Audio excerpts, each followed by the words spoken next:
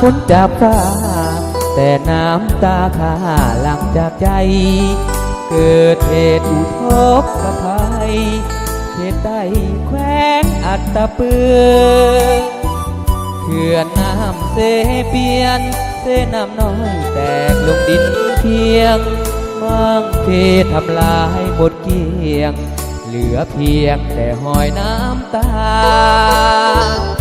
เสียงดังสนั่นขาดการติดต่อสื่อสารห้องให้เอื้อนหาลูกหลานบอดกันการแล้วนอนละนี่เหมือนดังที่ให้ปีศาจสถิตเข้าสิงเพื่อนจานจมหายหมดสิ้นพี่น้องลุงป้าสูญหายให้นาทรัพย์สินเอานาหลายปีอดออมเสียงลูกของให้วอนวอนสะท้อนในสวงนักหนา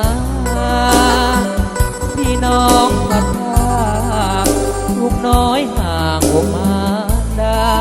น้ำท่วมจมมิดหลังคาไหลมาจมใต้บาดาลน้ำใจจากป่าสาวป่าซาทั่วแคว้นแดนไกล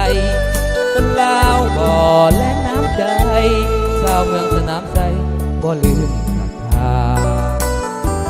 ทราบถึงน้ำใจคนไทยทอนห่มส่งมาช่วยเหลือพี่น้องอาวาให้หายและท่วมซ้ำใจให้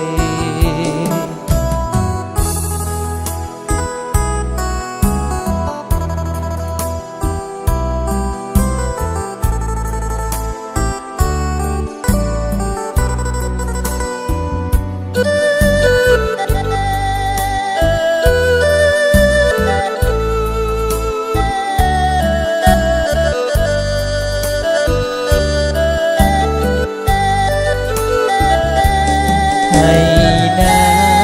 ทรัพย์สินเท่านั้นปีอดออมเสียงลูกของให้วอนวอนสะท้อนในสวงหนักหนาพี่น้องพัดภาคลูกน้อยห่างอกมารดาน้ำท่วมจมมิดหลังคาไหลมาจมใต้บาดาลน้ำใจจากฟ้าสาวป่าซาทั่วแคว้นแดนไกลคนลาวบ่อและน้ำใจสาวเมืองสนามไซบ่ลืมศรัทธาทราบซึ่งน้ำใจคนไทยทอนห่มส่งมาช่วยเหลือ